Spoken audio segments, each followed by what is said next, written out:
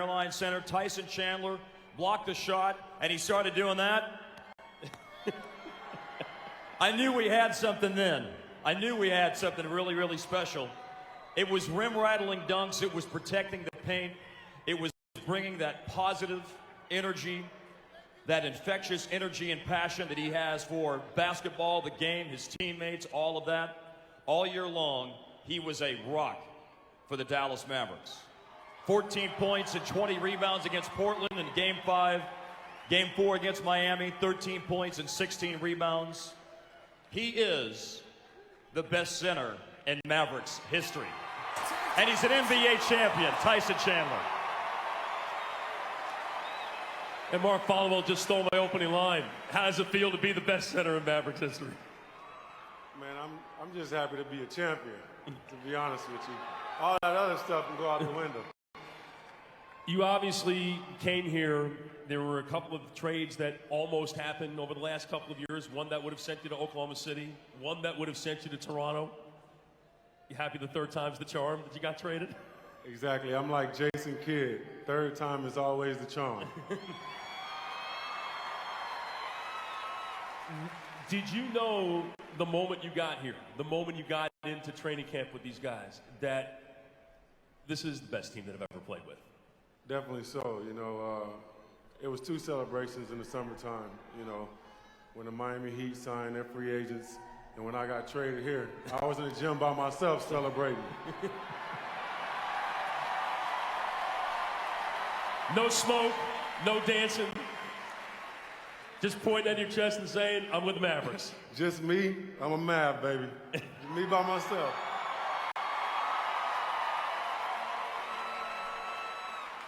This team was never known for its defense, but everybody knew they had to play defense, and you kept after the guys to keep playing defense.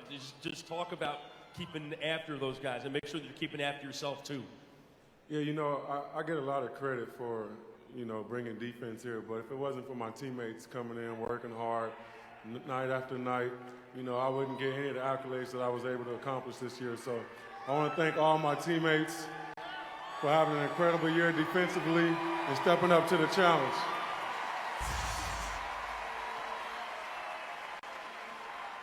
So now you've won a championship. You ready to win another one? Oh yeah, I hear they do things big in Dallas, so.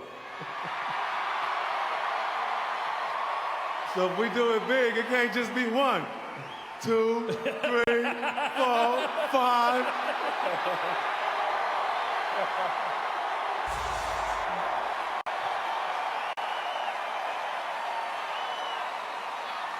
Well, just like your teammates all year, you talk the talk, and then you walk the walk. Congratulations, Tyson Chandler. Thank you. Mark.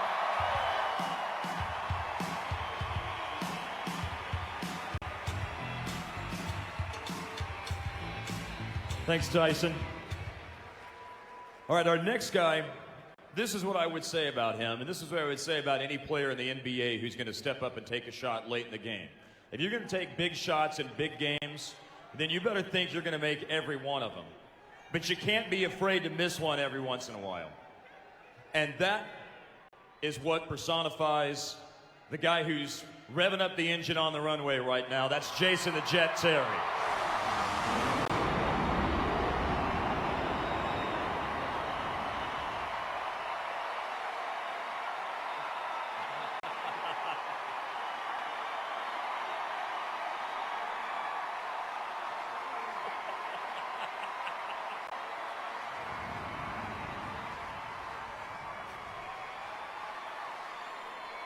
You know, for 7 years, Jason Terry's been here making big shots. But when it came time to make the biggest shots of his career, it was Game 4 against the Lakers, an NBA record-tying 9 three-pointers in a playoff game. And when everybody was talking about LeBron James' defense on Jason Terry, Terry backed up his words big time in the last 3 games against the Miami Heat. I'd say right now, Chuck, that he's got a city full of co-pilots who are flying high with him right now. The Jet. About 20,000 of them. About 20,000.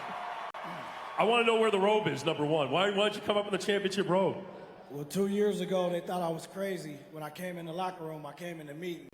I had my robe on. I had the cigar in my mouth because I already envisioned this day. I was already preparing because since 05, 06, we had to sleep with the nightmare that we lost an opportunity.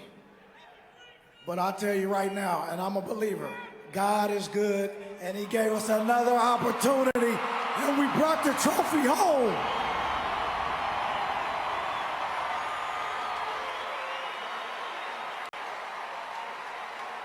As Marcus said, you've done a lot of things in your NBA career. You're known as a closer. You love taking the big shot, making the big shot. But these last few games, when LeBron James was trying to shut you down and you wouldn't let him shut you down, what was that like? Well, you know what? For these 15 men behind me, I don't care who suited up in that uniform. Tim Hardaway could have came back out there. It didn't matter. It didn't matter. Nothing was going to stop us from hoisting up this trophy.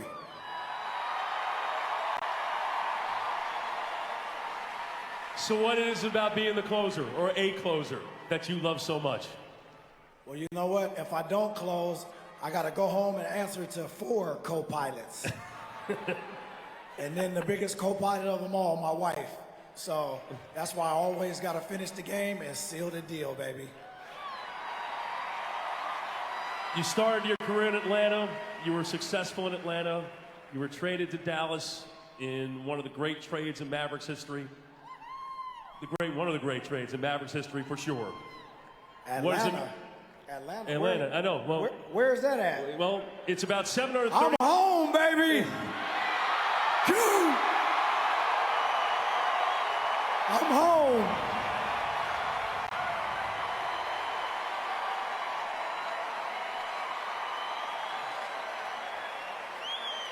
What does it mean for you? Well, you just stole my thunder. What does it mean to win it here and to do it for these people and the people that have backed you here for the last 7 years? They always ask me, what fuels the jet?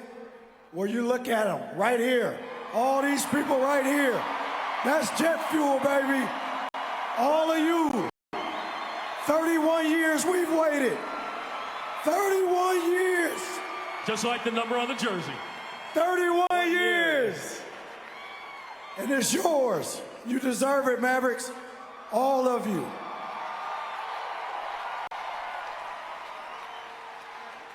All right. Because we're the media, we were supposed to ask these things. So what do you do next? Brad Davis, Rolando Blackman, move over, boys. There's some new jerseys coming to town. Congratulations. Jason Terry. Thank you. Yeah. Bars.